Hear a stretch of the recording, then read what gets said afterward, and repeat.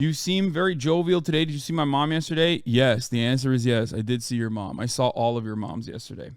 This is the part of the broadcast where I tell you a little bit about my personal news, about what's going on in my life. Seems like I don't need to do that because there's some fucking chatters in here who seemingly know my familial dynamics and my relationship with my family better than I do. So I'll just leave it up to the chat. Chat, what did I do yesterday since I ended the broadcast? In between the time period that I pressed the stop streaming button and press the start streaming button. I mean, go ahead, guys. Explain, you little freaks. What did I do? Just kidding. You have no fucking idea. Okay. Yes, I did. I fucked all your moms. All right. I ended the broadcast. You're going to do Barbenheimer this weekend? I want to do Barbenheimer this weekend. I don't know if I can because I feel like it's going to be like all sold out and shit. I want to go with some friends too. What was I going to say? Oh yeah. Parasocialists updates.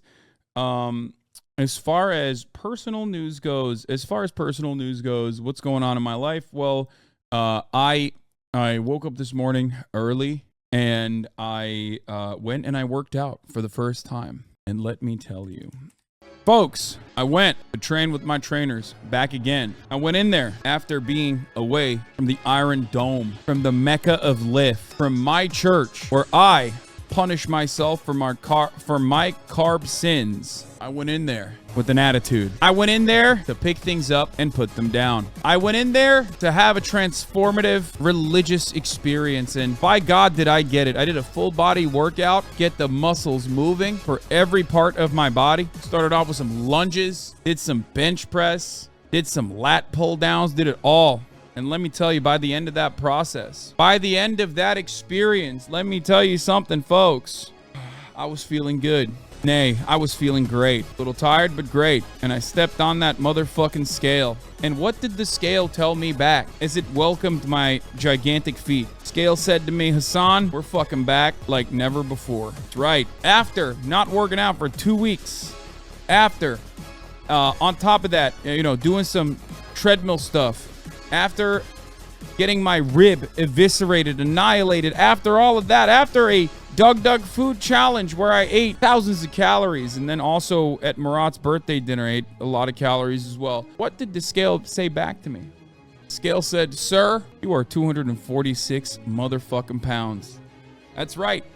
Which means I've basically only gained from the last time I was on that scale, like approximately 1 to 2 pounds. Seems like the walking on the treadmill has been a gigantic help. Walking Kaya in the mornings has been a gigantic help. We're no longer under 245, but I thought after 2 weeks of being relatively sedentary or not even training, I thought I would have definitely looked a lot worse. But let's be real. Passive upkeep on muscle mass is fucking goated. Absolutely. Nothing feels better than feeling like you don't have to overwork yourself to keep up the progress. How tall are you? You don't look that heavy. I'm 6'4", 246 pounds. Breaking that rib helped? No, it didn't. Your diet has been solid and you've been active. It's paying off. My goal is to keep how active I've been on when I'm streaming, standing more, using the treadmill more, and then training on top of that, which I think is going to be really good. That's my goal. Why are you tall? I don't know. According to that one chatter, it's because your muscles have atrophied after 2 weeks. Chat knows everything, obviously. Yeah, muscle mass doesn't atrophy until 3 weeks, usually. And if you keep up with like a relatively active lifestyle, your muscle mass should not go away. And all of the supposed quote unquote gains that you've lost, like you can't put up the same weight maybe when you get back into the gym after an extended period of time of not being in the gym, let's say 2 to 3 weeks, you will be able to reach back to the same gains relatively quickly. Shout out to Jeffy Nip for being an out and about HasanAbi head. By the way, yeah, I talked to Jeff about this, who is much smarter than all of you combined as it pertains to, exercise science. Muscle mass atrophies after 1 week of sedentary lifestyle. Yeah, but I wasn't sedentary. I was actually perhaps a little too not sedentary. I'm smarter than Jeff. I exercised at least 2 times this year. Yeah, you might be. But my point is not on exercise science. I think he clears you there. I am diving back into One Piece and trying to revitalize my interest in One Piece by watching it in Japanese. It's actually made it better for me. I think like going back to the Japanese version has been better, at least a little bit for the pacing. I am not watching Jujutsu Kaisen yet until the season is over. Did you repeat the Japanese in your Japanese voice? Yeah, always. Okay, you bought Tupac's manga, man? Gonna read it ever? Yeah, I will. So yeah, I swapped to dubbed for a little bit because it's 1,000 episodes and I put it on when I can't like pay full attention. I love that you guys are like, dude, why do you watch dubbed? It's like, yeah, because it's 1,000 fucking episodes. So sometimes I put it on when I can't read, okay? I don't have an issue with subs. I prefer subs. I always have, but the only time where dubs come in handy is like if it's an accessibility situation, you know what I mean? Where are you currently, Thriller Bark? No, Fishman Island, at the end of Fishman Island. What is this? Speaking of One Piece, you are now anime talk content? That's good. Finally, it's time to assert my dominance. Piece is going viral for terrorism on Twitter based on a debate around whether Luffy is a terrorist or not. Political commentator Hasan sparked the conversation on this topic with his viral clip on the Trash Taste podcast, but also his Twitter response to Geo. So while this might be off-putting to hear, especially for a lot of anime viewers who just like flashing colors on a screen, even casual One Piece fans can agree that most of the series is politically charged and was intentionally crafted to do so. Hardcore fans can point to the fact that Oda has famous Cuban revolutionary Che Guevara's photos in his office, or that Luffy's father, Monkey D. Dragon, is the leader of the Revolutionary Army with several ties to famous Cuban revolutionary Fidel Castro, like how Dragon's ship is named Viento Granma, which shares the same name as Castro's ship. And as far as real-world references go in One Piece, that's just a drop in the ocean. So this overall debate over labeling Luffy as a terrorist, despite us cheering him on through every government-toppling adventure, is an intentional quandary that Oda wants to confront us with. At what point do we stop cheering, or at what point is it considered bad? Well, even in our world, we have trouble determining what is or isn't terrorism. There still isn't a stable definition that Let's go, dude. This is exactly what, oh my God, this is my dream. This is my fucking dream, is like having people expand on concepts such as terrorism in entirely separate fandoms. Like just penetrating a fandom and busting wide open what the concept of terror is and why it's like a political designation that usually nation state governments that hold on to hegemonic power utilize against people that want emancipation in many respects. I'm telling you, wait till you get to Wano in One Piece, most politically charged anime arc I've ever seen.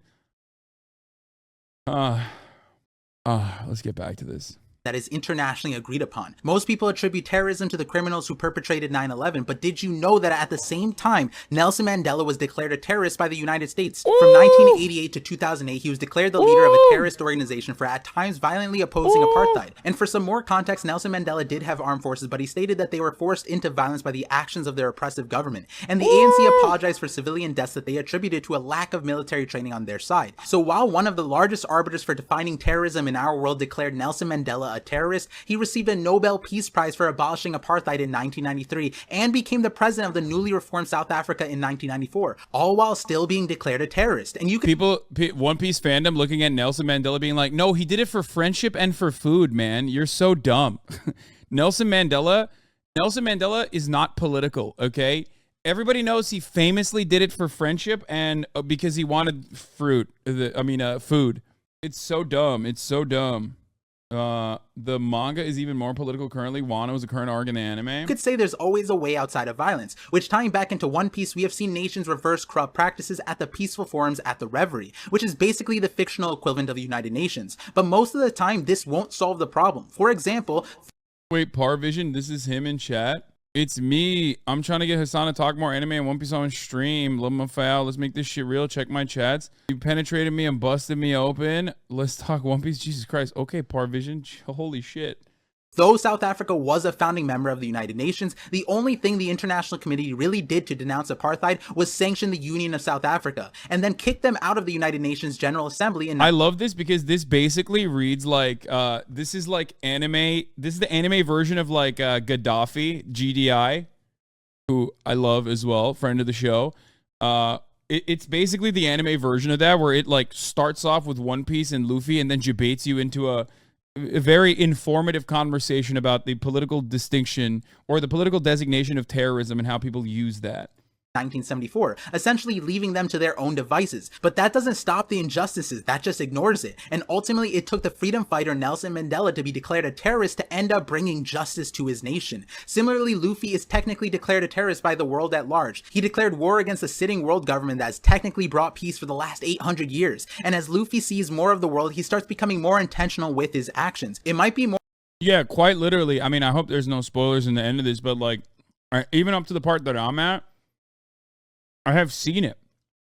Like, you watch silly Gum Gum Kid grow into a little bit of a revolutionary figure, slowly but surely, and a lot of people, I assume, suspect that it will even get more aggressive, considering his father. You know what I mean? Who his father is.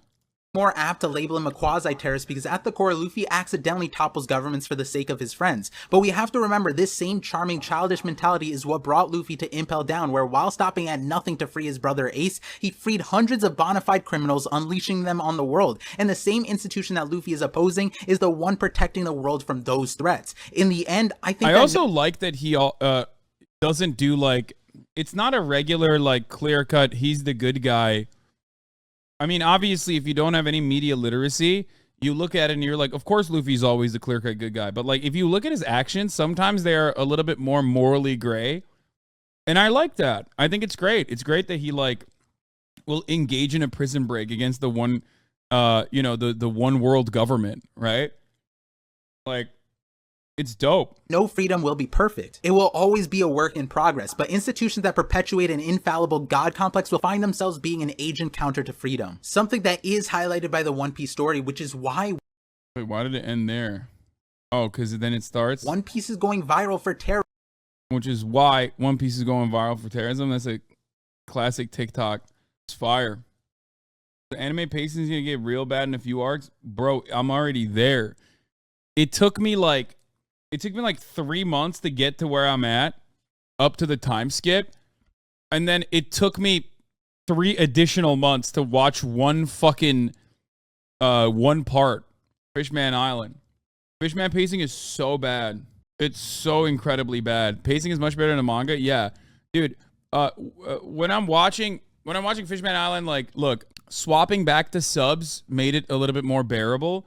But, like, it is so unimaginably slow in many respects. It is so unimaginably slow. Like, there are very clear-cut examples of just like, there are very clear-cut examples where I'll give you this. There's circumstances where you're supposed to be reacting to like something that the villain is doing, right? But like, they personally will go back to every single character, including fucking Brooke, and show individually every single character's reaction to it. And it's like, you did that specifically because you want to fill time.